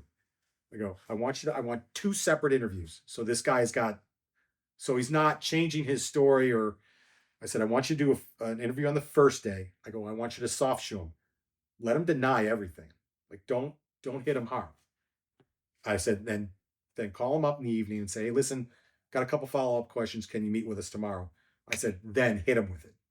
They said, all right. Sure enough, day 1, he comes in, denies everything. Comes in the second day, and they start going through the slides. And he, like, by slide 10, he's like, okay, you guys, like, I'm done. And the case agent, the Navy SEAL, said, he goes, at the end of the interview, the guy said, that's the best. He goes, that you guys got me. Like, that was, I don't know if you could have done that any better. He goes, you got me on stuff I didn't even do. It was funny because the other guy, again, it was really intense. Again, these were one of the earliest slides of roller skating. He's like, oh, but that's my physical fitness. And he takes the physical fitness plate. Like, what does line 4 say? That's not physical fitness. Roller skating. And here's your sign. I mean, did a really good job on it. Okay, so let me ask you about this. From an OPR standpoint, I just want to focus on just the abusive car. What's the worst thing that could have happened for abusive car for that? Just the abuse of the car? Yeah, just misusing the OGV. So by government regulation, it's willful misuse is an automatic 30 days off. Okay. So now from there, he's falsifying a report. Falsifying a police report. Now what's the worst that can happen? He's going to get fired. Okay. And then the fact that he lied to us in an interview also gets you fired. Okay. So you and I talked about this before we began. How often did you deal with? So let me ask you about this one. What happened to him? He ended up getting removed. He ended up getting fired. He did get fired. Okay. How often did you have cases where you had legitimate people, good guys doing bad things that should have got fired that didn't get fired? There's 3 that stick in my mind out in 10 years. Was it because as you and I were talking about this, right? There's people that need to be fired that don't get fired. In those three cases that you're talking about, is it just pure laziness from the supervisors that don't want to deal with that? Why aren't those guys getting fired? Um, I think it's a lack of management wanting to be the bad guy, pull the trigger on these people.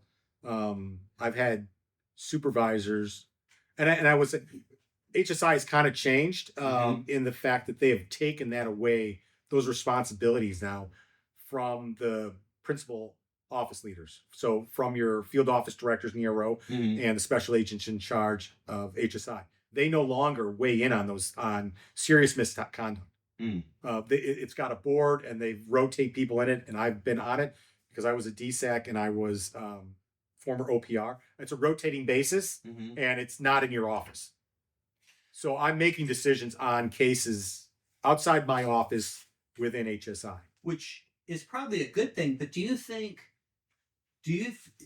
when people aren't getting fired, is it a combination of the supervisors just, I don't want to deal with this hassle? Or is it kind of what you're talking about, how they've taken those responsibilities away from people that are under their, immediate chain of command? Maybe these guys have some sort of relationship with them and go, they're kind of good guys, I don't want to fire them. That I think that plays in more of it.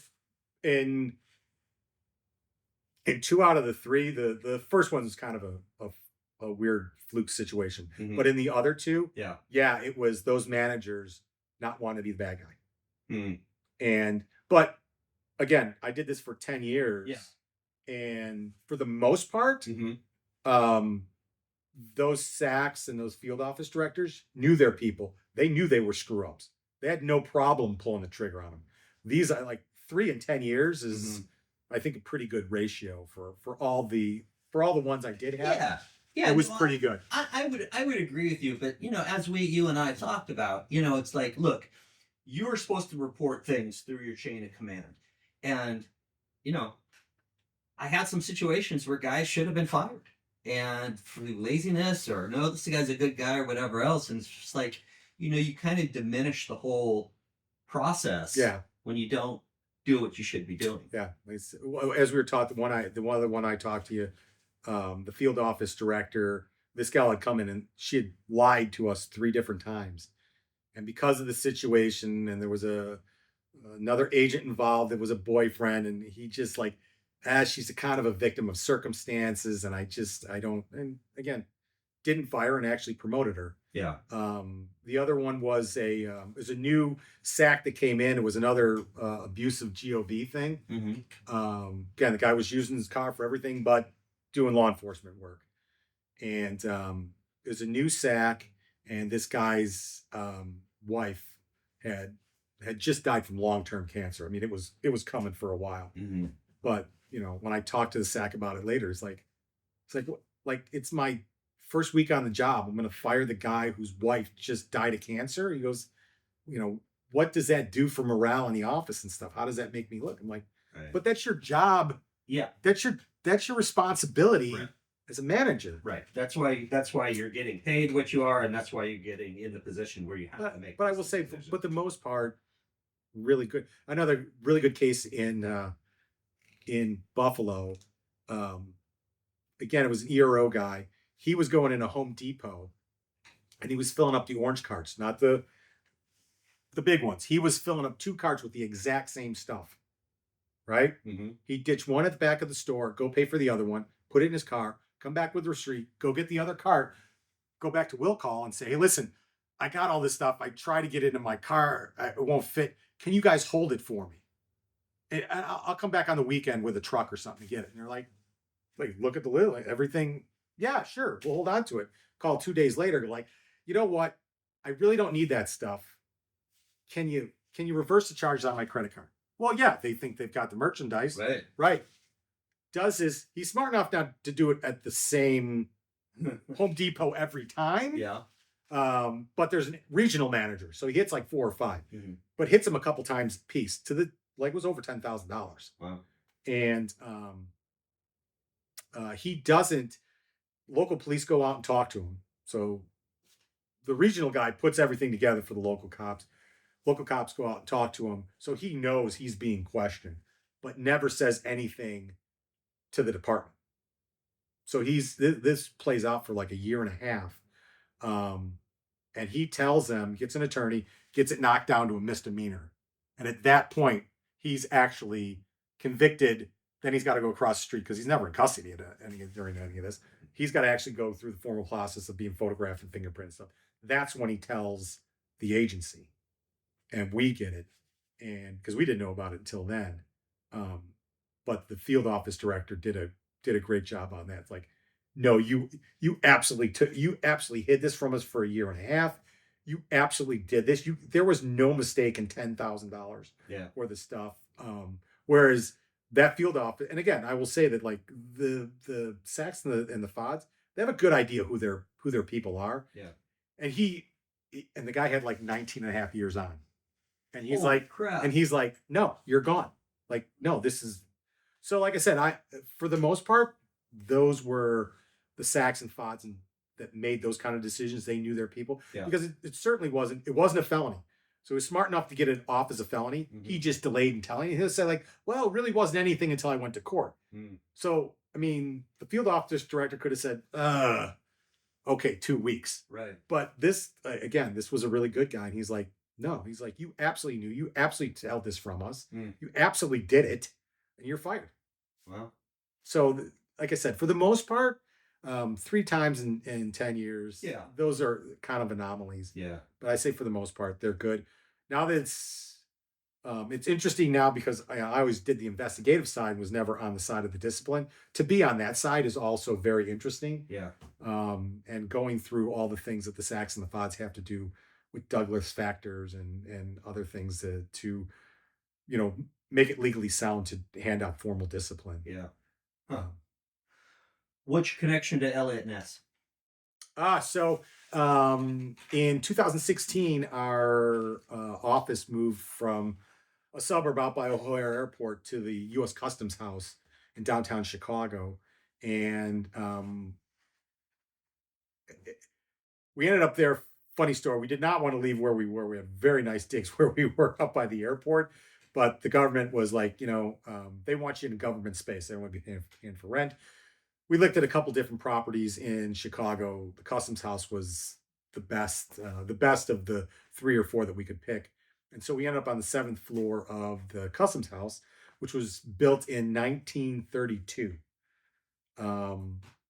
And there was a guy who was a customs officer there, did a lot of history and stuff. And when we're meeting people, he said, hey, the 7th floor, that's kind of special. You should talk to so-and-so. Guy had been retired a few years. And we called this guy up and he said, he's like, yeah, I wrote a book about it. He goes, I know exactly where your office is. Now, to say where the office was, like, they went in that area and they stripped everything down to the studs. So whether it was, this way or that way, I don't know. Right. But that corner, which was the southeast corner of the 7th floor, was the office space that Elliot Ness sat in while he was there in 1932, and the trial with Al Capone was going on. That's super cool. So yeah, it was, and the historian gave me. He had pictures of all the original Untouchables, and so I had this big like vinyl wall thing made because it was interesting from an ICE perspective because the Bureau of Prohibition was actually in both the Department of Justice and the Department of Treasury at different times. Much like, ICE was combined by Immigration and Naturalization Service, which was DOJ, and Customs, which was Treasury. So you're,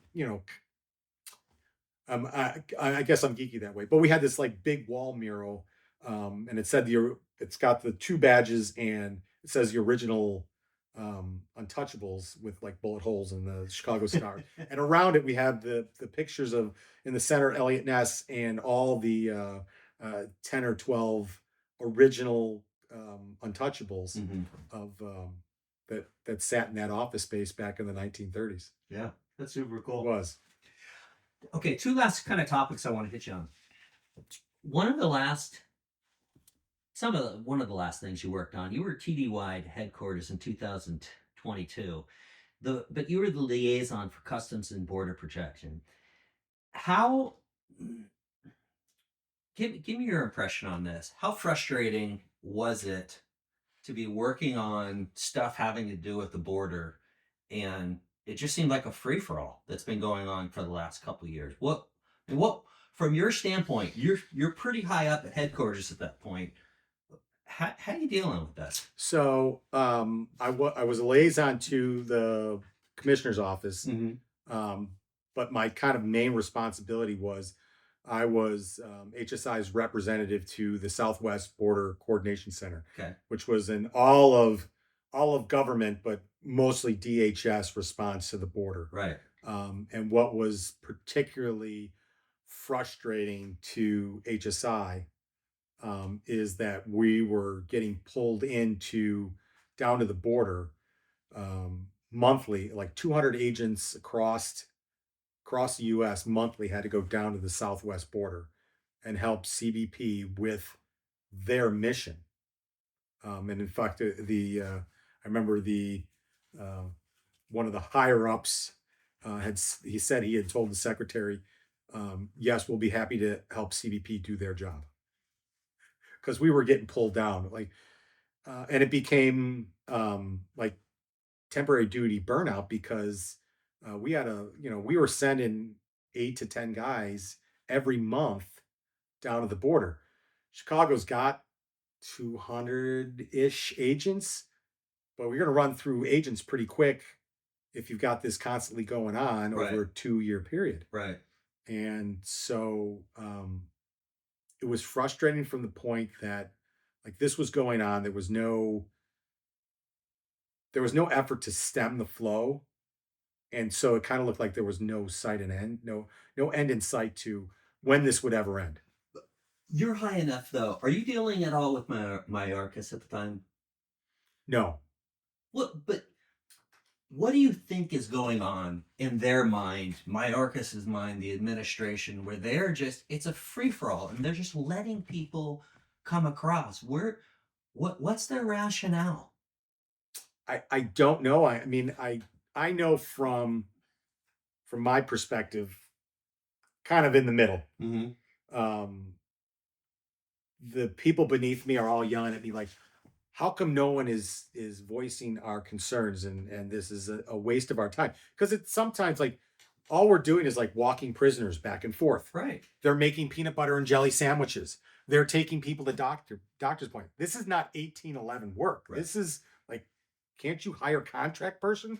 I mean, we were sending agents to go down to San Diego for 30 days, hotel rooms, per diem. Like, what is the cost of this? And the agents are saying like, how come nobody is voicing our concerns? I'm like, it's coming from Mayorkas in the White House. Who do you want me to call? I don't. I mean, I can try and get Biden's personal line, but I don't like. This is where it's coming from. Right. I feel your frustration. This is the direction they want to go with this. I don't know what to tell you. I don't know why they're letting this happen. Do they think that they're going to get more voters in? I don't know. Is it a fungu to you, Trump? I don't know what their reasoning is. I just know that like we're caught in the middle, and it's kind of a frustrating point to be with ICE and HSI Mm-hmm. is because since the inception of the agency, because of the immigration angle, Mm-hmm. we are constantly a political football. Yeah.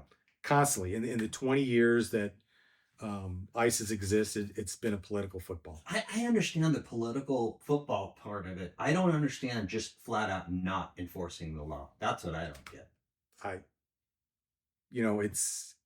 It's funny that we're going back to, Trump era right now, going back to Trump era policies where, Mm-hmm. we're out on the streets picking up illegal aliens.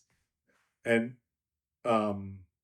like, like in the past, it was kind of HSI and ERO under ICE, each are HSI and ERO's responsibility. I can see now that like it's talk about a whole of government approach. When you see the TV clips, there's FBI, there's DEA, there's Marshal Service, there's ATF. I mean, I know all these other agencies are involved in this now. Yeah. So yeah, again, it's no joke now. It's So no joke. And for the most part, I mean, HSI's lane has always been going after the criminals, doing criminal stuff. Yeah. Not so much the administrative arrest stuff that ERO does. Yeah. So we kind of have a narrow. We usually have a narrow lane. We have a much wider lane right now. Yeah. With this administration, but our lane, we because again, customs or HSI as a whole, pretty much does a lot of the old custom stuff. So money and dope and intellectual property rights, child porn, what are the other groups? God, there's so many of them that intelligence and stuff. There's so much that we do. There's like 27 programmatic areas. We enforce over 400 federal laws. Yeah. As you know from being in federal government, we have authorities that FBI does not. We can search stuff at the border that they can't do. They don't have customs authority. Well, that's interesting you bring that up. There's that, but how much overlap do you guys have? How much overlap is there between what HSI agents do and FBI agents? I think the overlap happens because DEA probably has agents assigned to JTTF. Yeah. So that's where the overlap happens. Okay. In our other casework, I didn't see it a whole lot. It usually happened in the JTTF realm. Okay. Here and there, some cases, but we usually cross over more with DEA and ATF. Yeah. Because of the guns and the dope. Right. That's DEA and ATF we work with pretty closely. Okay. IRS too, again, because you're looking at the money stuff. Yeah. Those are the agency that we usually have the most contact with. Okay. Not so much FBI. Again, after 9/11, their posture, and I know this because I had a brother-in-law recently retired from the FBI as a SAC. Half their mission is just intel on terrorism. Like half the agency, that's all they do. Yeah. Which leaves them, what they're big on public corruption. They're big on, bank robberies. They don't really. They can get into the dope money game, but that's not that I think that void, that space is pretty well flooded by, again, like HSI, DEA, ATF, IRS. That's not a world that like anybody needs help in. Yeah. Okay, so it's Super Bowl Sunday today, 2025. One of the things you were responsible for was basically event security. So Indy 500, Chicago NASCAR Street Race, Chicago Marathon, RNC and DNC national conventions. Give me an overall idea. Let's just say, for example, if you were in charge of Super Bowl, how much planning goes into securing an event that big? A lot. A good thing with the Super Bowl is they know well in advance where it's going to be. Right. A lot much like the RNC and the DNC. It's every site's going to be unique. Mm-hmm. Like the Chicago Marathon, the Indy 500, the Chicago Street Race, like that's a rinse and repeat. It's going to be at the same venue. It's going to be the same. We're going to have the same problems, same things we've got to mitigate every year. Yeah. But like Super Bowl, the RNC and DNC, different locations. It can be challenging. I know the planning for like the DNC in Chicago started like 10 months before, almost a year before, with coordination with not just the federal law enforcement offices, but like Ness and stuff. The for nuclear people. You know what I'm saying? Like Mm-hmm. everybody's involved. Yeah. Chicago Fire Department, the police department, the Coast Guard, like everybody's involved. So the planning for that is it's pretty big. It's not so much Indy and um, um, the marathon and the street race. Um, there's always a federal coordinator for I know for the marathon it rotated. The marathon one kind of rotates between different agencies, but the DNC and the RNC and I'm sure the Super Bowl, those are all federal coordinators, are Secret Service. They run the overall planning for Okay. it, because you're talking about securing venues, and Yeah. that's what they're good at. In your professional opinion and work in this area, what is the bigger threat that you have to look at? And I don't know, maybe you can't break it down this way, but is it, hey, we're going to worry about a guy bringing in a massive bomb and blowing up 20,000 people versus an individual shooter coming in and just shooting, 30 people? Is there a priority, or is there something that you have to take more focus on?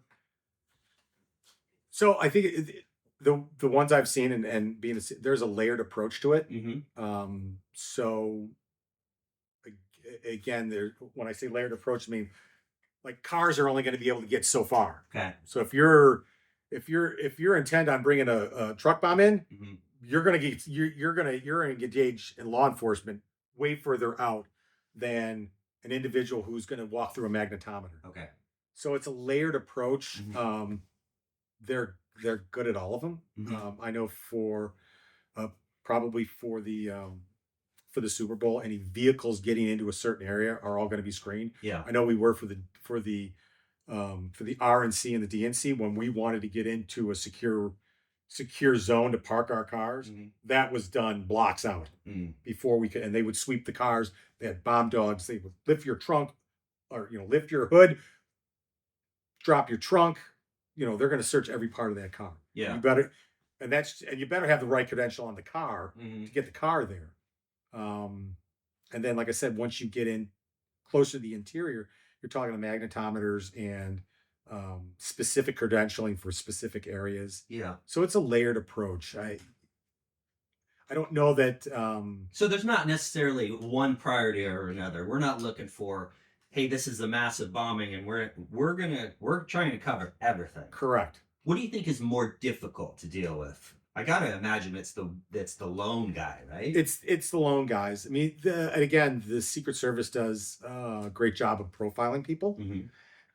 And I know that and again, it's the lone wolves that, like, they're on no one's radar. They're not on Facebook. They're just show up on a roof in Pennsylvania. Like, they're not on anybody's radar. Mm-hmm. Those are the difficult ones to try and handle, track down. I mean, the Secret Service has a list of their wackos, Mm-hmm. for lack of a better word. Mm-hmm. And we have them in Chicago. They're in every major city. And if the president comes in, or a foreign official that they know this guy doesn't like, they're going to babysit him for the 24 hours. Okay. However long that the president or the VIP is on the ground, they're going to go babysit him. Hey, we're going to the movies today. 2 Secret Service guys show up like, hey, we're going to the movies today. And like, it, for some of these people, like, it's become a custom. Like, oh, okay, so and so must be in town. Let's go to I heard there's a great 2:00.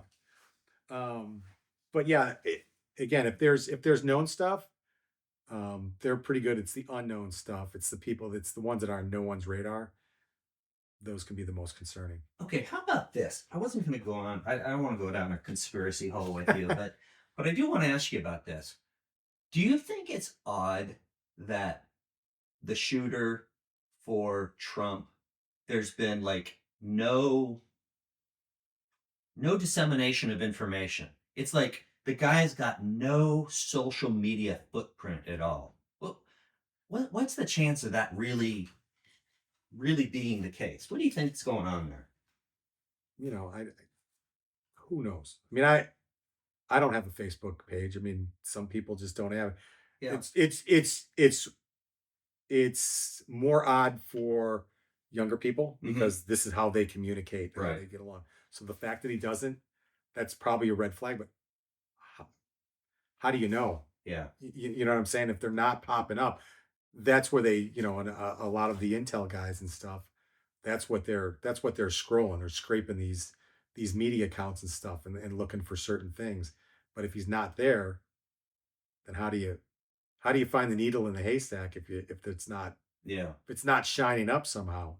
Yeah. It's just curious I to don't me know. that nothing's been leaked. We don't talk about it. It's just it's Well, interesting. I mean, he just signed off on releasing the Kennedy assassination stuff. So I'm sure that like that's so fresh Yeah. that is going to be picked over. And I know that, I mean, there's been like lots of talk of wanting to make some real changes to Secret Service. I mean, for years, I know being an HSI that they were like, oh, you know, Secret Service is going to be absorbed into HSI, Mhm. and you know, there'll be a set of protection guys, but all the investigation stuff would be run out of almost like Secret Service is now. You would do your investigative stuff. And again, they use us all the time to supplement what they don't have because we're the only 1811s, the only special agents Mhm. under DHS is only an HSI. Yeah. I mean, except for the OIG and some other small, like, handful of agent departments. Yeah. Coast Guard has 1811s to do background investigation. You know what I'm saying? Like, Yeah. Yeah. Yeah. HSI has 7,000 agents that they can push the button on. And again, that tends to be a big problem for HSI because there's 7,000 of us, because we're a one-stop shop, they can push the button and have 7,000 criminal investigators like that. Mm. Do whatever. Yeah. Hey, we need somebody to go down to the border. HSI's got 7,000 of top trained guys. Yeah. They're 1811. Yeah. Like those guys can do any and everything. Right. We don't have to worry about like ERO, like they're 1805, 1801s.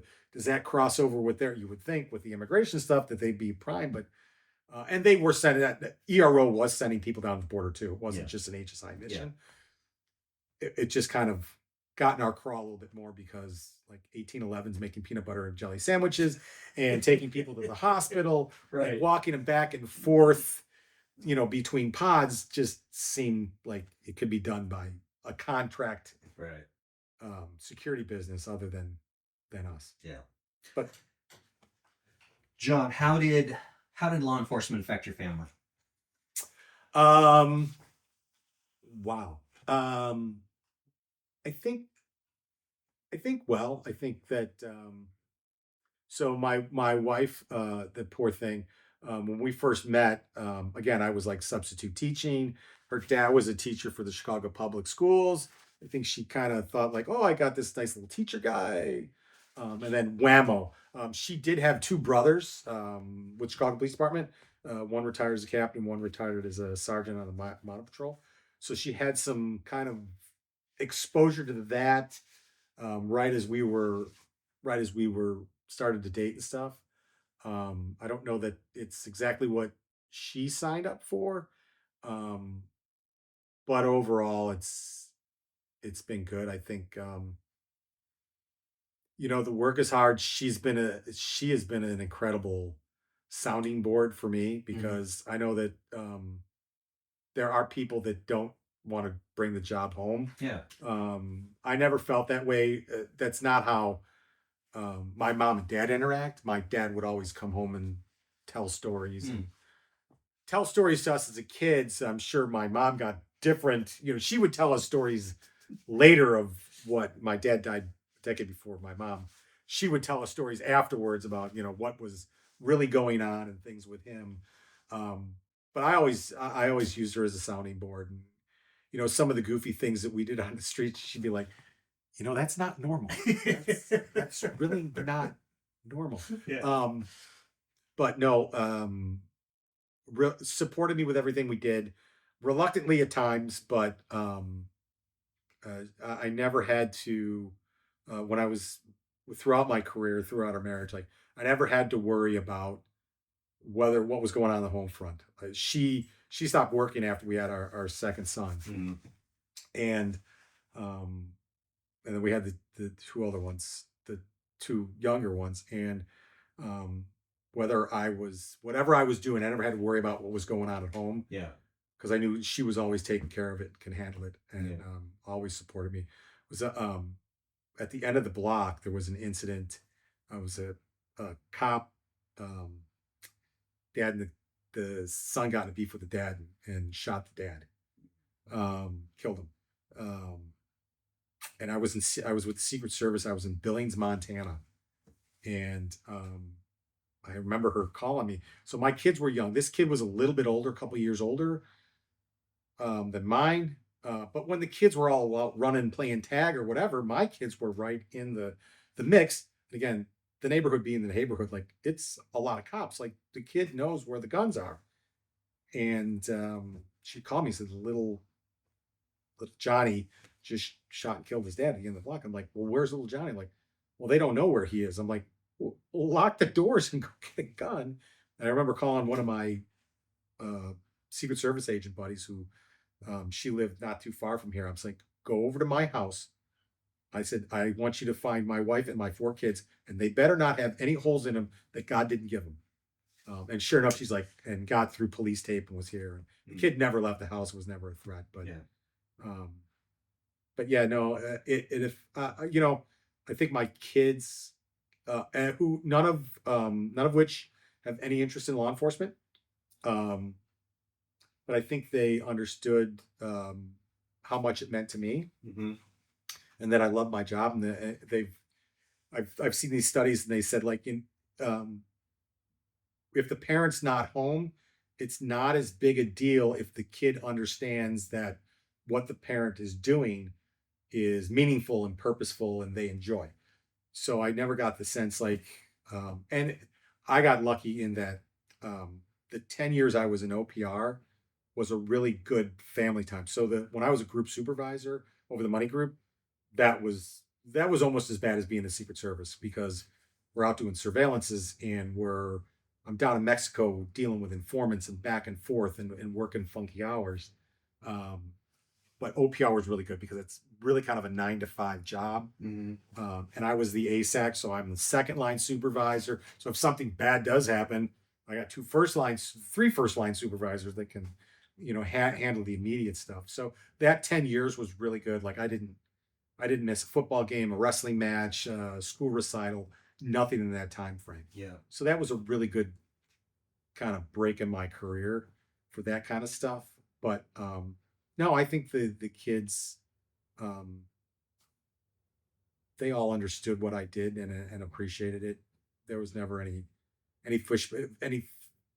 pushback. Like they were all my first son was born when I was a Chicago cop, so that's all they knew. Yeah. Like they didn't know, a guy who takes a job who was a banker for 10 years and then like there was never shift. That was just dad always doing what dad does. And like I said,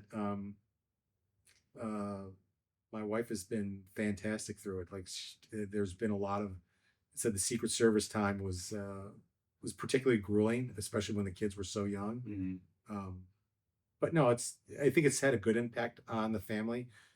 Certainly, rising through the ranks always gives you a little more sense of accomplishment, and although the further you go up, the further you go away from actually doing the work that you enjoy. Right. Arresting the bad guys. I mean, over the last couple of years, the DSAC. I mean, my enjoyment came from whenever our special operations team, the special response team, they did high risk warrants. Mm-hmm.